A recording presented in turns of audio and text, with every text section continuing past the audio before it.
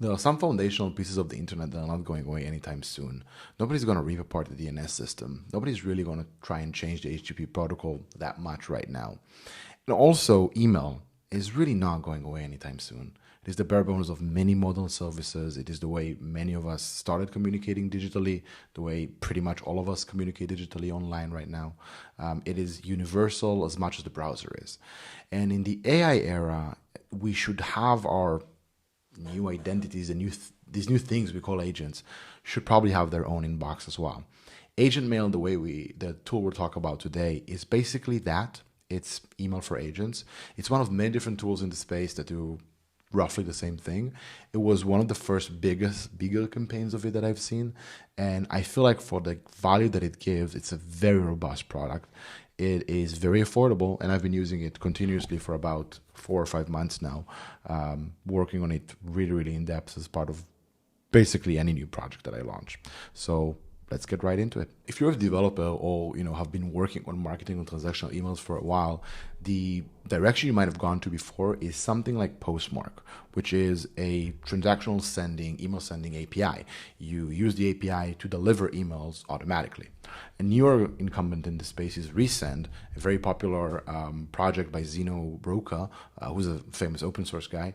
And recently, Resend, which I think is now one of the biggest and most loved transactional email APIs in the world, also added receiving. So most of the transactional services like Postmark do not actually receive emails. They're meant to send emails. They might accept replies, but they're not made for conversations over email.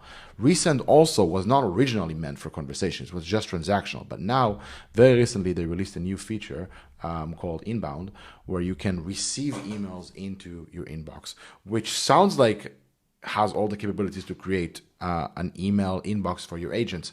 And that is relatively true. If you can send and receive emails, you basically have the basic functionality of email. But what AgentMail did, and I'll go through the documentation to actually explain that to you, is they took all the different elements that would encompass a normal human using an email and baked them into the API. AgentMail is not a transactional or a marketing API email service. It is an inbox that is API first. I'll repeat that. It's an inbox that is API first. Messages, threads, labels, attachments, everything is API based. You don't have to do any wiggle room to actually get the benefits and the qualities that you're used to from a normal inbox. Everything's just API first. And another example that a lot of people come up with when I talk to them about that is GOG CLI, which is the OpenClaw Google Workspace email client.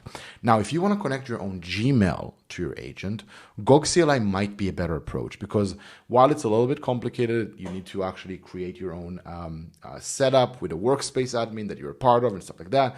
It is directly connecting your Gmail to an agent. That is not what we're talking about today. We're not talking about connecting a Gmail inbox to an agent. We're talking about creating an inbox for an agent that behaves just like a Gmail, but without having to go through the Google infrastructure. And this is why I'm so excited about AgentMail. I think it's just one of these more remarkable services that got the developer experience right out of the box. Kudos to Resend for that. When they launched, they were very much in competition with a lot of other platforms, but that just nailed the developer experience so right, with markdown imports of emails and then the templating system and the editor later and all of that. They really got it right. For the agent era, I feel like AgentMail is the thing that I turn to when I need email. Let's dive a little bit into the specifics of how the inbox works on the documentation, and then I'll show you an example. So I think the core concept of AgentMail to begin with is that our inbox, what we are used to as an email inbox, doesn't work the same in AgentMail. So in a normal organization, you would have an organization. Each person will have, each human identity or non-human identity will have an email inbox. Maybe you'll have groups of emails of people grouped under one group or something like that.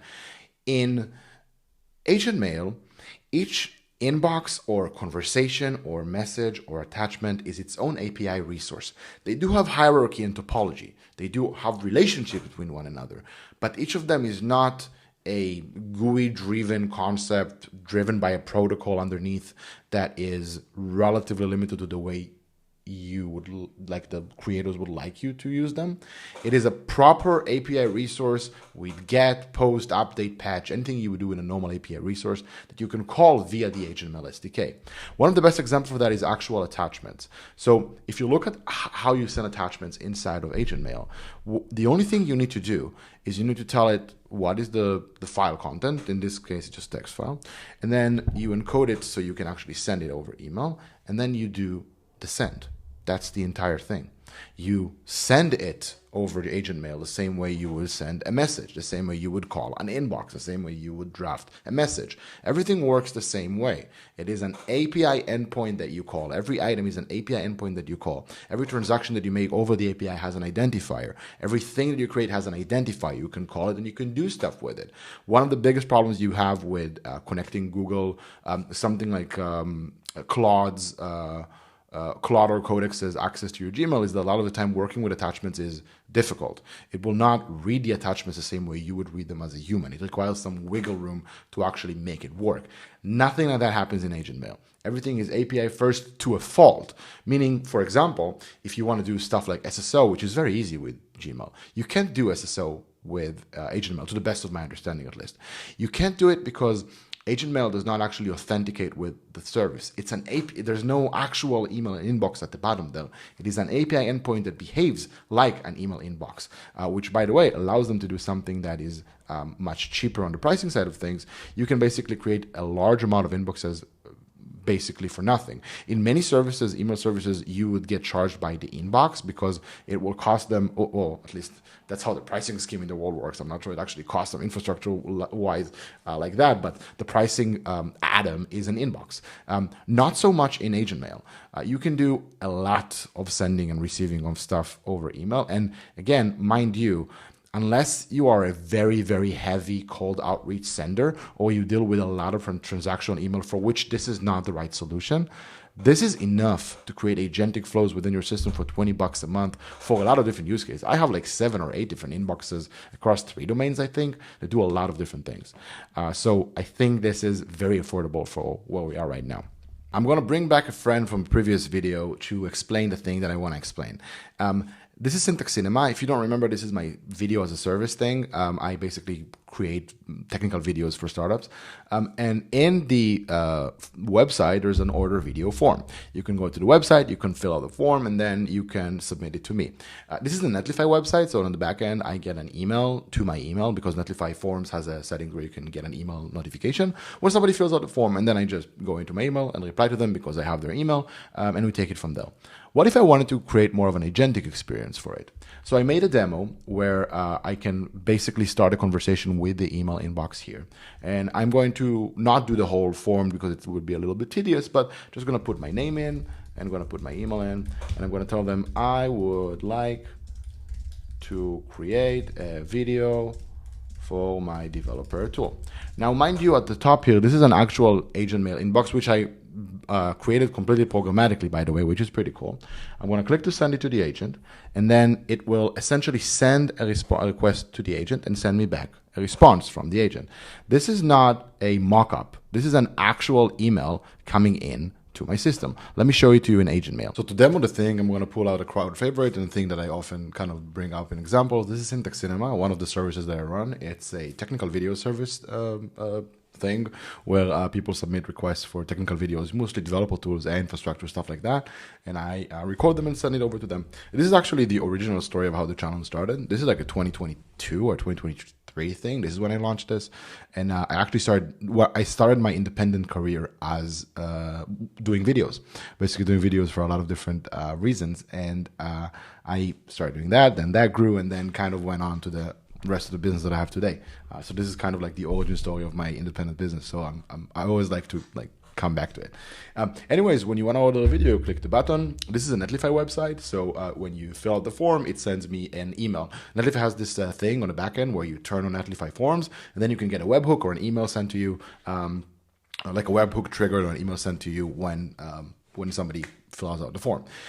So I figured a good way to show that is to change the flow that I have right now. So the flow that I have right now is somebody fills this out, it gives me all the details in here and sends it back to me over email. Because it sends an actual email to me, what I do is I reply to that email with the email I grab from here, and then I forward that to the email that I get from here, and then say, hey, thank you so much for filling out this form. I'd love to get in touch, and then we do it back and forth and scheduling and whatnot. I did set up something that is a similar, let's say, an agentic flow to it. I demo for the agentic flow for it. And the way I did it was I built this form. There's an actual inbox. You can see it here. I did a lot of testing, so you can see it back here on the back end. It's an actual AgentMail inbox. And what I'm going to do is I'm going to fill it out, and the agent is going to reply to me, and I'm going to show to you exactly what the emails look like in AgentMail. So I'm going to say Tom at we are launching a dev tool and would like a video. And when I click the send to the agent button, it will actually send an email to the agent, email over here. You can see it takes a moment, and then once the agent responds, the answer will come in here. Now, if I go into AgentMail and I refresh, you can see that I actually got the email coming in from me into the email in AgentMail. Now, the agent is connected to a Codex instance running locally on my machine right now, which is not durable, mind you. You should probably run it somewhere that is not your local machine, but for the sake of the demo, that is enough.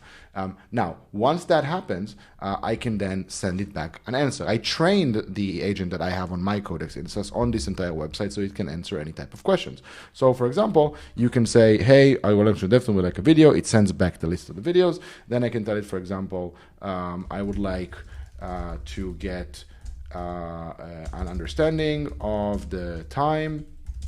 How much time would it take to make a video? And then I can send it to the agent. And then, of course, I didn't build it correctly, and now the polling doesn't work. So apologies for that. But I'm not going to redo it again, mostly because I've been recording for like 6 hours straight and my mind is burned. But you can see that the thing actually works and works as expected.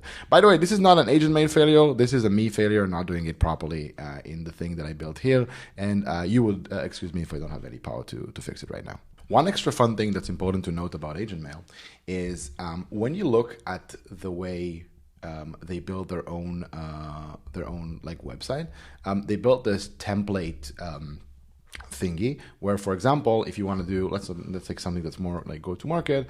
Let's say a go to market agent.